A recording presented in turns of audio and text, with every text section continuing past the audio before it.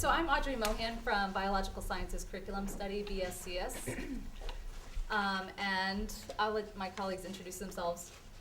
I'm Lindsey Mohan. I come from science education, Michigan State University, and learning progressions on environmental literacy. And I am now back in the classroom teaching 8th grade earth science.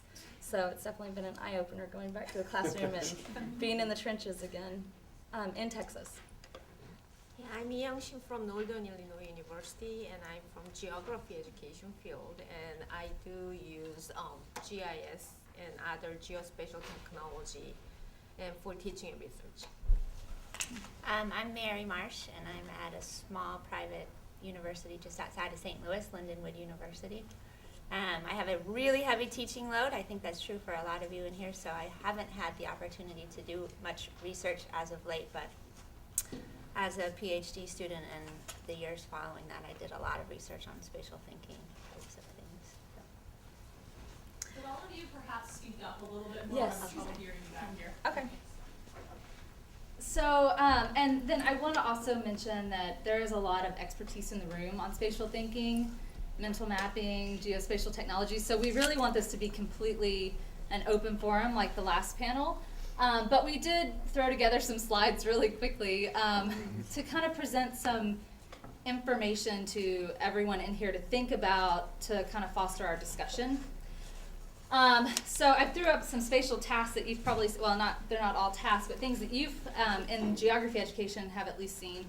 If you've been on Facebook lately, you may have seen this distribution of college football fans. As well, but people are thinking spatially all the time in the world around them, and it's well beyond geography. And then the other thing I should mention, Lindsey and I are going to tag team on this, so we'll interrupt each other a lot, but we just want to, we do that. We just want to give you guys just a quick overview. We're going to try to stick to 10 to 15 minutes. We do not have any bells ringing, but, and then we're just going to open it up after that. I'll start us off. As an outsider to geography education and spatial thinking, a couple years ago, Audrey and I got tasked with this job for National Geographic to sit down and look at the research on spatial thinking, especially with map use. K-6, Yeah. They kind of told us to focus on elementary age. And I was brought in because I had some experience in learning progressions work, and they wanted me to have that perspective when I went back to review all this spatial thinking research. And I was really struck by the amount of work that has already been done that learning progressions work can build from. There are a lot of really well-designed conceptual frameworks out there on spatial thinking concepts. A lot of it is top-down, but there is a lot of work on, especially young children, with spatial concept development and how they understand it. And then older children, it seems like geospatial technologies, there's more research there. So there is a lot of stuff that has already been done that learning progressions work can build from. People designing scope and sequence of spatial concepts. So we just want to preface it that there's a lot out there that can be drawn on. The chapter in the handbook is 9 pages. So you can imagine we could not include everything in that chapter on the research that's been done on these topics. But it's there, and it definitely gives you a head start on doing learning progressions work. Let me point out the last 2 points. Most of those frameworks that have been designed have already started developing a hierarchy of spatial concepts.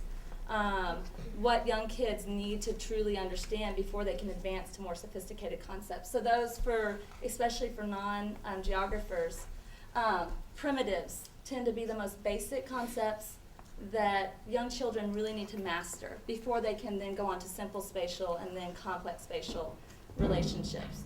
So there is work there that has already started organizing concept development in kind of a progression format. And then quite a bit of the work, because it was began in the 1970s and 80s and 90s, a lot of it draws on Piaget's work.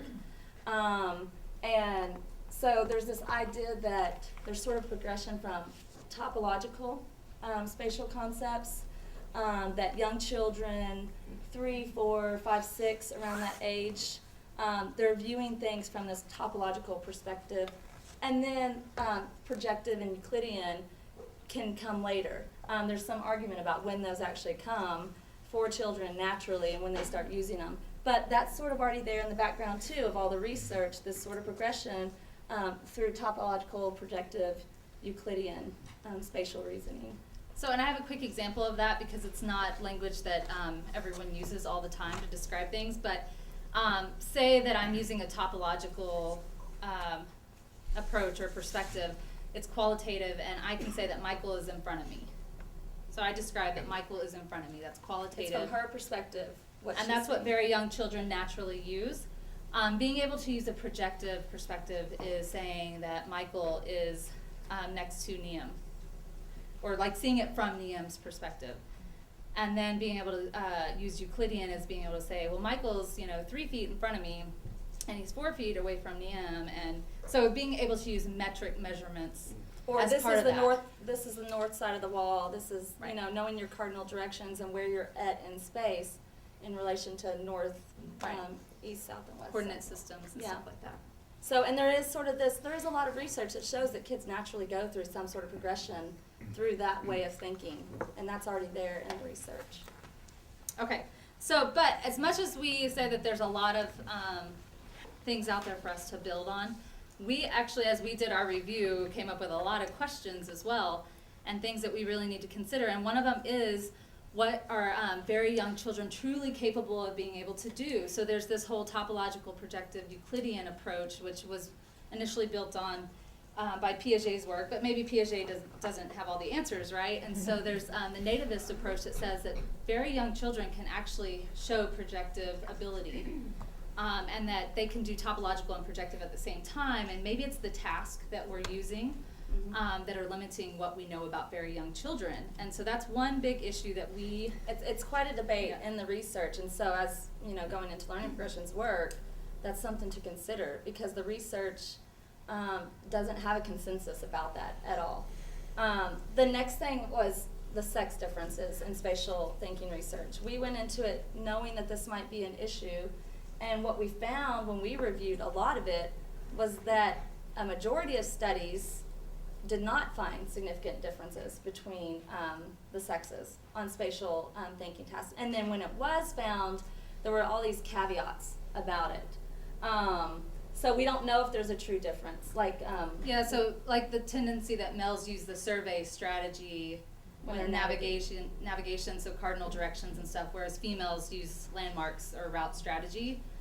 There's so much overlap between those two populations, and there's a lot of females who use the survey strategy and a lot of males who use route strategy. So there's not really consensus. I know some people would argue against that and say, no, males are better at spatial thinking. There's enough studies to say that. But I know I'm very cautious about it. And one of the things that I know Nora Newcomb put into one of her books on spatial thinking was that men tend to do better at paper-pencil tasks. And most spatial thinking tasks are paper-pencil tasks. So maybe we're favoring populations of people by the assessment tasks that we're using to measure spatial thinking, and so that's another caution that we kind of throw out there as well. Mm-hmm. And the last big question for us in the last couple of years of us looking at the research is the role of geospatial technologies. And we put 2 questions out there. We're hoping that this will be a good point of discussion among the group. When you're talking about geospatial technologies, are we talking about them as in the context of learning progressions? Are we going to look at practices that students have with those technologies and how students become more sophisticated in their use of geospatial technologies? Or are we going to look at geospatial technologies as a tool that expands the potential of what kids can do with certain spatial concepts?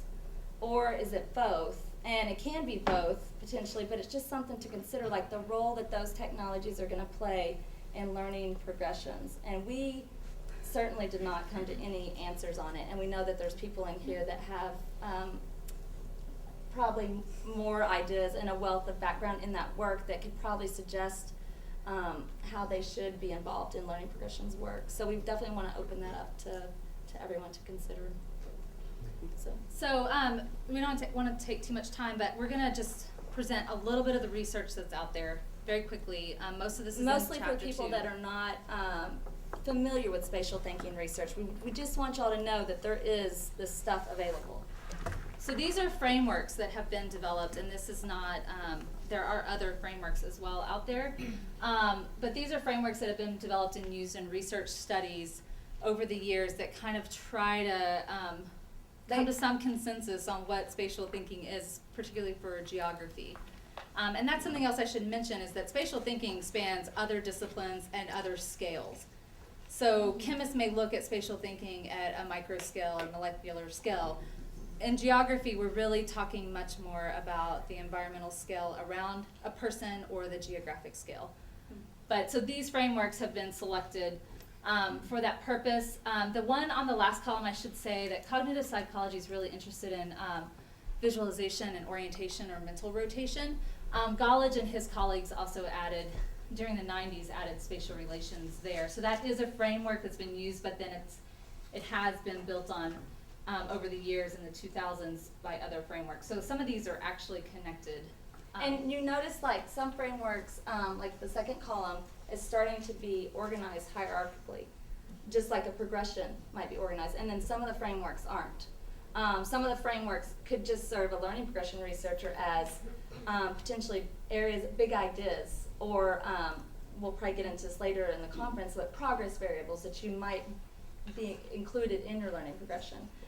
So this is there, and there's a wealth of information to a learning progression researcher right here in all this work that's already been done in spatial thinking to start designing learning progressions.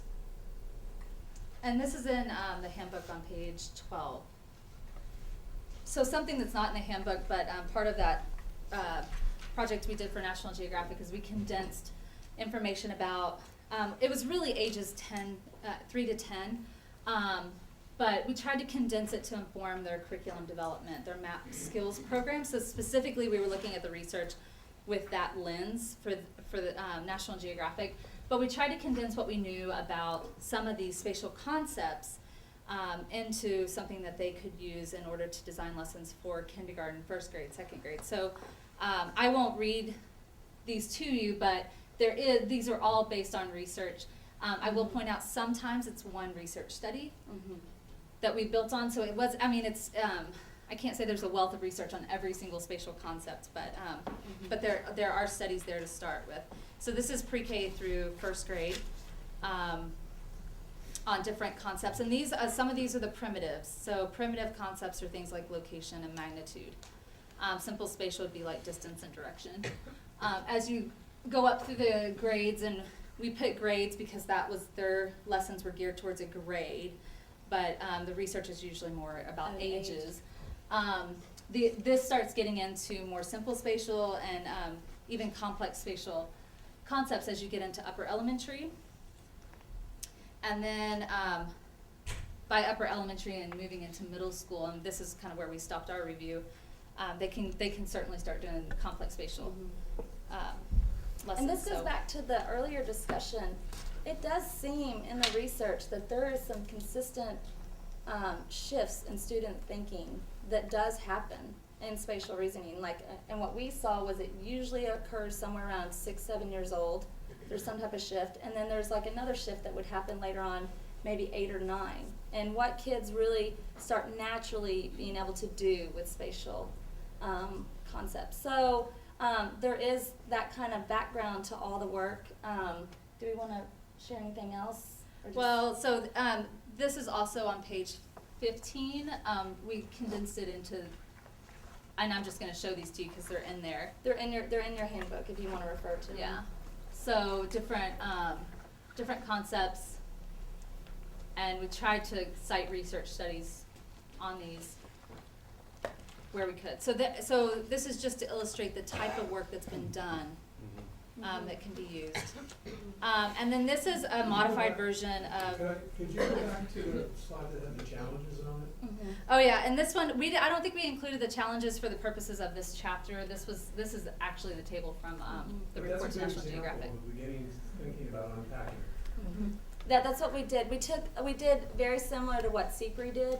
That's what when we tried to do this, we tried to do a similar thing.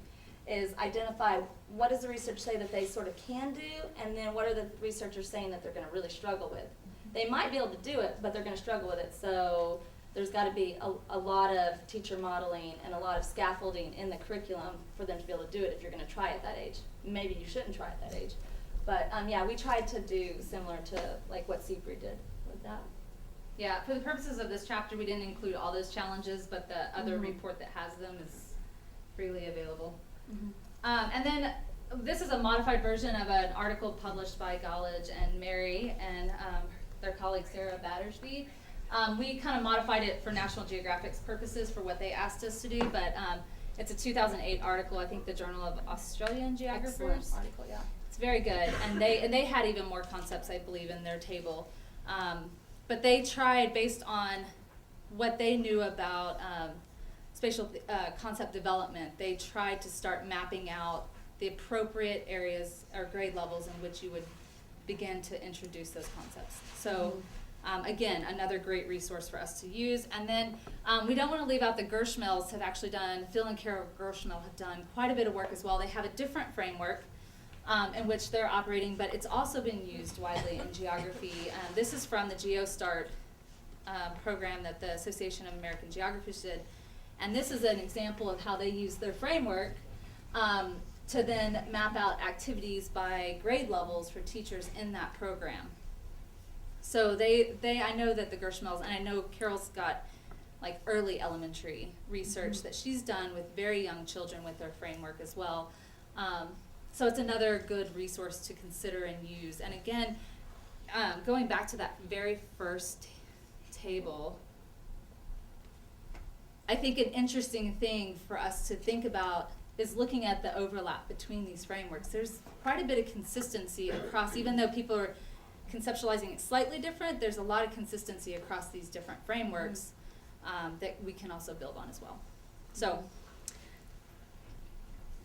that's just stuff to consider. And mainly that was for, especially for science educators, math educators, people that haven't ever looked at the spatial thinking research to know there's some good groundwork already done in this area to get started on learning progressions work. Would you guys recommend, you mentioned Eui-Kyung's work, that book that it's Eui-Kyung and Panelists, is that a good recommendation? That there's a nice It's one review? perspective. You don't agree with their whole perspective? No, there's that debate at that younger age level about what kids are truly capable of doing. But they and do. there's debates about the sex differences, and so she offers one perspective, and we found that the research. So that book, I mean, it's an excellent book for starters. There's a great chapter for geography education that I just got really absorbed into. They talked about how on some of their tasks, it did not agree with Piaget's progression. And so they started questioning whether or not that was true, or maybe the nativist approach, which Blount and Steya did a lot of work on. Maybe young children truly are capable of much more advanced spatial thinking. And maybe it's about the tasks that we're using to measure it. And so I do recommend, I think that one, is it called Making Space? I think so. Yeah. I think in general, it's actually a great resource just for condensed literature, That's right. because they cover a ton of literature in that book, and some of it does not apply to geography education and the scale at which we're talking, but there's an excellent chapter, especially on maps. So, Can I just throw out that if you go to the SILC website, and I can't remember what the URL, SILC, Yeah. Spatial Intelligence Learning Center, they have, it's a great resource for a range of, and of course it's heavy Newcomb and Huntwalker and everybody else. Yeah. But it's just a good place to explore the literature. yes. Silk, and there's like UCSB, I think, has one. And in terms of the maps and the geospatial technology used for the spatial thinking research, and there are quite a number of the research has been done and using the maps, and because map is such a essential thing for the geography and geographic spatial thinking, because when the people is saying the direction left and right is very different from if the student can use the compass and to really navigate and find the directions. And so map has been used in quite a bit, and we have some there has been some the synthesis, and then the collected evidence about like the spatial thinking research done and using the map, and compared to that, because of the short history for the geospatial technology, and related to the specifically the learning progression, not much of the research has been done specifically using the geospatial technology. There has been quite a number of the research done about the geographic thinking and also some level of spatial thinking itself, but it was not really, so the focus has been more of like, okay, this is the upper ranker, and then if the geospatial technology has helped children to reach to that upper anchor or whatever the goal is, but not really, it is not about the progression, and also it is not about the like the grain size, and so there are a lot of the things that, and then we can do unpacking,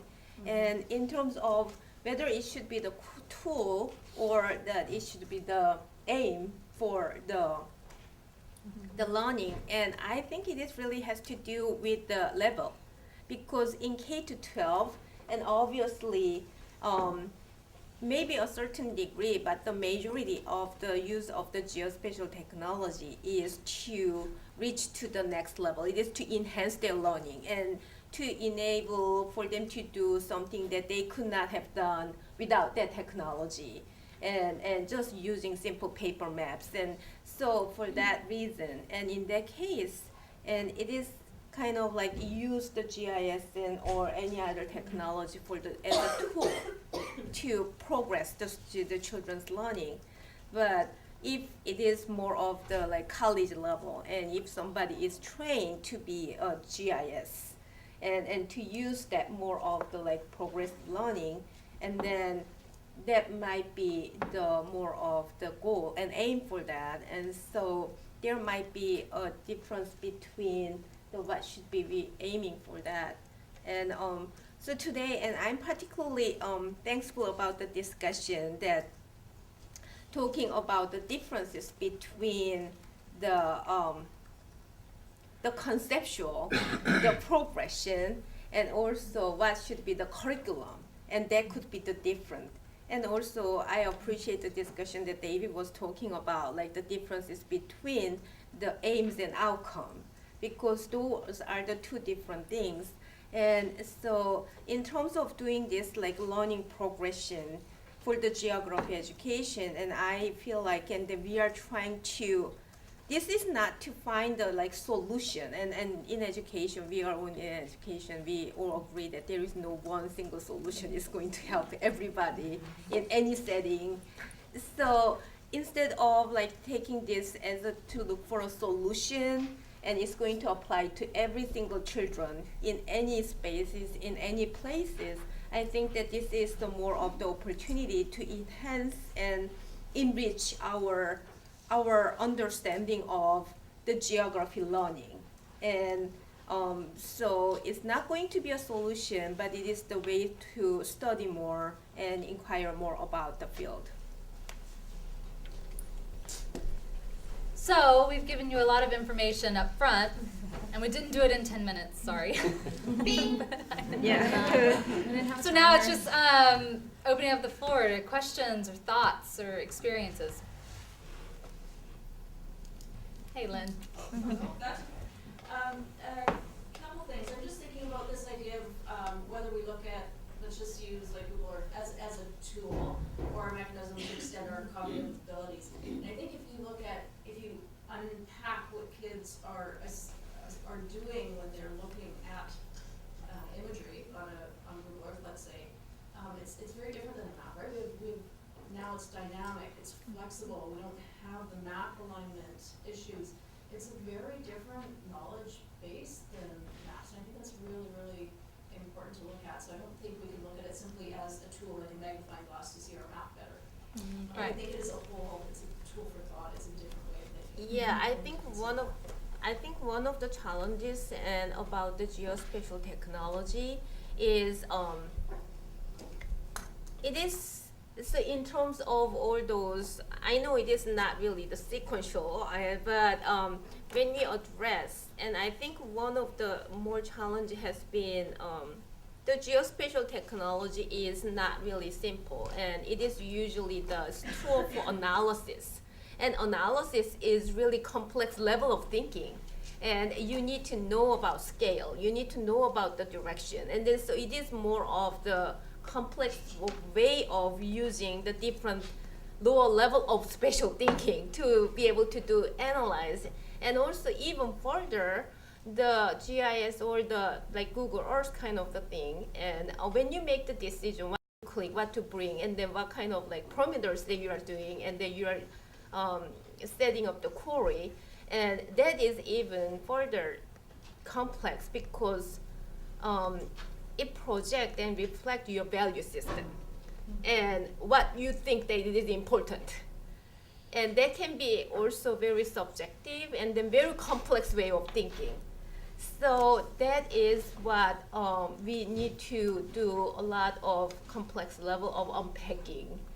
And that is, I think, what makes it challenging, but maybe more interesting. So Lynn, I would completely agree. This is what Lindsey and I wrestled with this quite a bit when we were working on chapter 2, because it's like, how do you describe where geospatial technologies fit into the learning progressions workshop, manual? And so it was kind of like it opens up the possibilities of the types of things that students can do. And so I brought this up because I was thinking, if you look at the complex spatial relationships here, a lot of these are so much more enhanced, the abilities that students, the types of things that students can do with these complex relationships in using GIS or Google Earth versus a static map, right? And so that's where we were wrestling, is where does it fit in, and what are the opportunities it creates? And we were talking about it quite a bit as like the upper anchor opportunities in using geospatial technologies. And the It's whole like- upper anchor can be redefined sometimes when you think about the possibilities with those geospatial technologies. But that's not to say it can't be used at the lower anchor and how it helps kids. But it was a very messy question for us, and so that's why this is a great group to consider it. Right. Might it be that the practices associated with these concepts are different for geospatial technologies and more static maps? So think of it in those terms, just a thought. Yeah. And Amelia I don't want to put you on the spot, but you have experience designing learning progressions that include both concept development and practice development simultaneously, and this is a great place in spatial thinking where that is probably going to be necessary when you're using geospatial technologies. So you might be able to kind of describe how that works a little bit. Do you want to go? Yeah, one of the things that hasn't come up is the GLOBE program, which is a K-12 sponsored program that's global learning through observation and of the environment. And it's been around for a couple decades. And I know that they've always been using Landsat and now making the move towards GIS. And it might be another source to look at what recommendations they're making for upper elementary, middle school. Because I would certainly think that by that time, students would be in a position to begin to use the GIS as a tool for probing certain questions about their own community, their own area, and engaging with kind of mapping. One of the things I think you have to be careful of in terms of building learning progressions with geotechnology is, you start this conversation talking about spatial thinking, but when you talk about emphasis on the geo, you're talking about these technologies that are referenced to the Earth's surfaces, which is a subset of spatial technologies. And so when you look at some of the Gershmel and even Rich Woolridge's frameworks, it's not all inclusive to just the geo part. So when we start defining things operationally from, for a learning progressions point of view, you have to sort of get that subset out of the geo subset out of the whole spatial subset if you're going to start integrating geospatial technologies such as GIS or Google Earth or other tools for learning.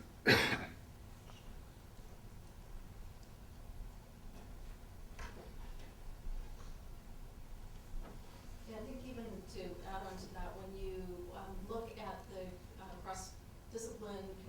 so mental rotation isn't something that we think of that much with, well, maybe we do static maps too, but it's really obvious when you get onto a virtual globe where there is not necessarily, orthos up. And kids are very often confused with that, and there's the whole alignment issue. But one thing I really want to investigate is, we often give these tools to kids to look at their community, look at their neighborhood, but, where are those big misconceptions and the stumbling blocks and the missing bits or the challenges along the way? One thing I found in my research was distance. I with a sample, and not a huge sample, but a very diverse sample, I never had one grade 5 or 6 student ever mention distance in terms of length. And I think, we're looking at technology changing, but kids and their experiences are changing. So they don't have that intimate relationship with distance that, maybe we did when some of this original research was going on. Now distance is time. How long does it take, my parents to drive me to school? Jamaica's 4 hours away, it's pretty close. Those are the kind of things that I hear. Los Angeles perspective.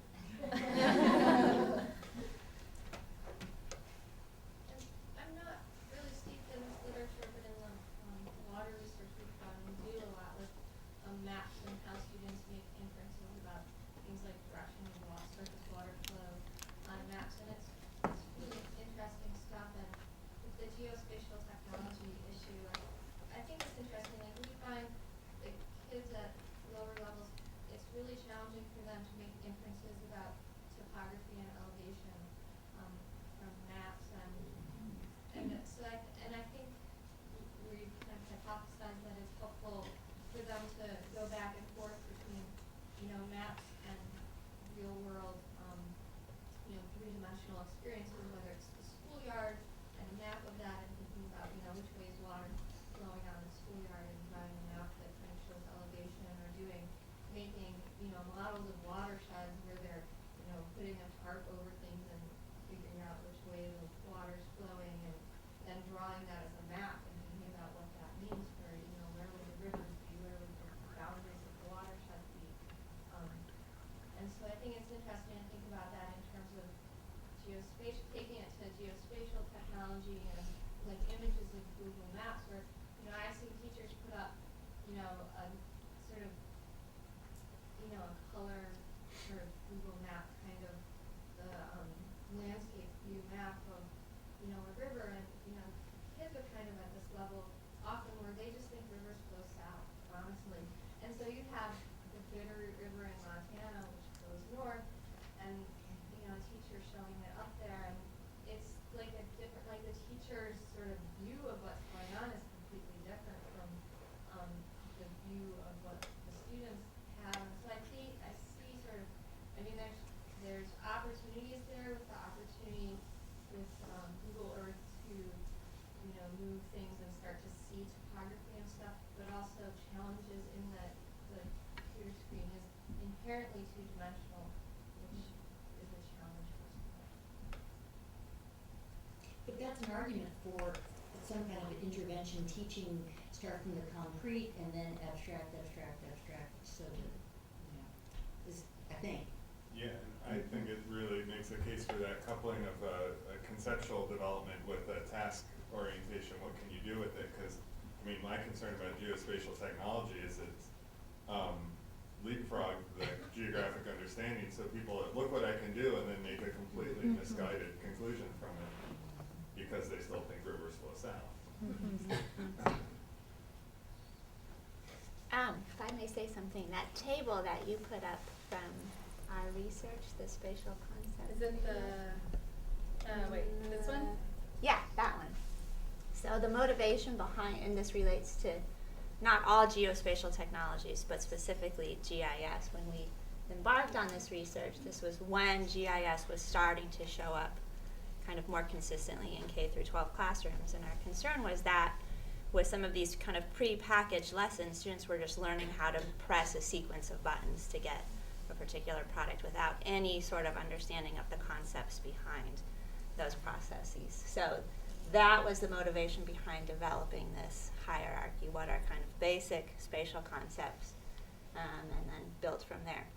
to relate to your comment, what we also did that's not a part of this is we had kind of a task ontology where we had hypothetical tasks that would illustrate understanding of that concept. So the idea was, do they understand? And we tested what I mentioned before, spatial relationship kind of terminology, because that's deeply embedded within understanding of a GIS. And then we also tested understanding of overlay, which is also deeply embedded with effective use of GIS. So we had this task ontology with kind of real simple tasks to illustrate whether or not students at different grade levels understood these concepts and therefore could be able to use the geospatial technology effectively. So I think for me, I like the idea of it as a tool to kind of strengthen conceptual understanding, but not necessarily explicitly teach it.